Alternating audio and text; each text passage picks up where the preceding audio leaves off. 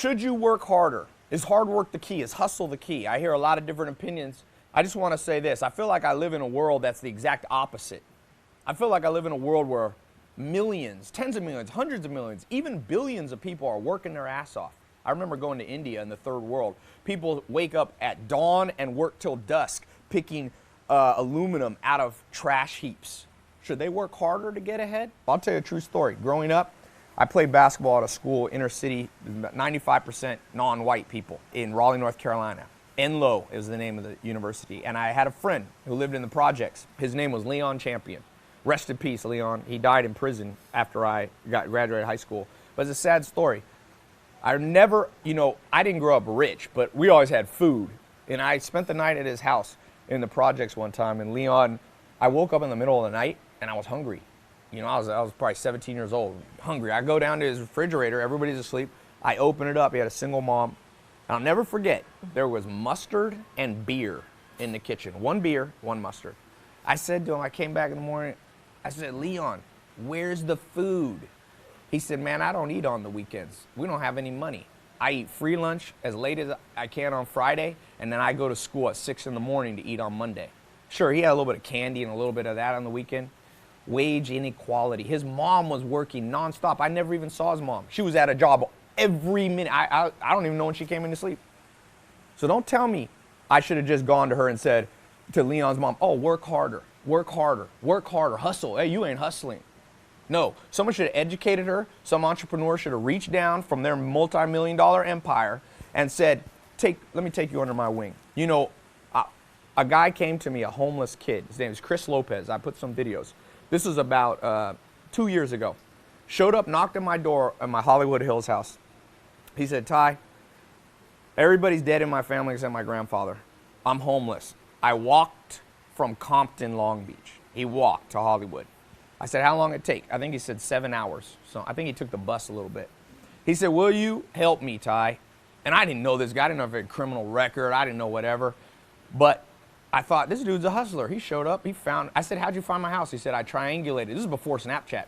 Triangulated it. I walked for hours up here in the hills, and I finally found it. So I took him under my wing. And he worked for me. I told him at first, I'm just going to hire you for a little while. This is not a long-term thing.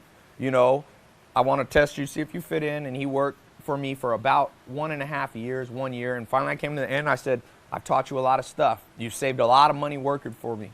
So he had saved up enough to get a motorcycle and have money in the bank. He was taking care of his grandfather, who was like 80 or 90. They were no longer homeless. And it's not me bragging. I'm just showing you what leverage can do when you reach out and help people, all you entrepreneurs. And Chris Lopez kind of disappeared. All right, it was the last day. We sent him off. Thanks for being here. About 6 months ago, I was in the Las Vegas airport. Who comes around the corner when I get out of there? Just walking by, Chris Lopez. He came up to me. I recorded a video. I've released it a long time ago. He said, he said, Ty, man, I want to thank you. You showed me how to do real estate. Give me some just general financial tips. He was Mexican. He said, I went down where my grandfather's hometown in Mexico, and we built a condominium building. I can't remember how big it was, multi-units. And he said, that thing pays me $600 or $700 a month profit now. That takes care of my grandpa here in Long Beach, Compton. He said, I found a job. He's got all these entrepreneurial jobs. He's up in Alaska doing some fishing for a couple months. He said, man, I'm financially independent. I think he told me he's making $4,000 to $6,000 a month. Now, that's not $1 million. But if you left that kid in the ghetto and just said, work harder, you know what happened to my friend Leon Champion, the other friend I was talking about? Nobody helped him. I was only 17. I didn't know how to help him. My dad, we had a little bit of money. My stepdad, very nice thing he did, when I told him, man, I was just at Leon's house, he had no food, we went and bought a week's worth of groceries. That's all we could afford, and we brought it to Leon, but it wasn't enough. His mom continued to work hard, didn't work.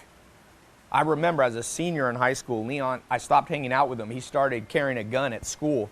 He started dealing coke, and I was an athlete. I didn't want to get involved in that. We were acquaintances, but he was forced to because he was hungry. Not because he was a criminal. He was a good kid. I left. I went to Joel Salatin's farm. When I came back, first thing I did, I called my friend Lance. I said, Lance, let's catch up and play basketball with Leon. He said, oh, you don't know? Leon's dead. So what happened? He said, man, he got caught for selling drugs. He got put in prison, and Leon was diabetic. All that bad diet stuff, not being able to eat, had made him a diabetic as a teenager. I remember that. He used to have insulin shots. He said they put him in prison, and I don't think they gave him his insulin shots, and he just died. They just left him. He rotted in there at 20, 21 years old. So that's the world where you just tell the mom to work harder and hustle. Don't give me that fucking shit. It pisses me off. Go out and teach people how to do stuff. That's how you move the world forward. Enough of this nonsense.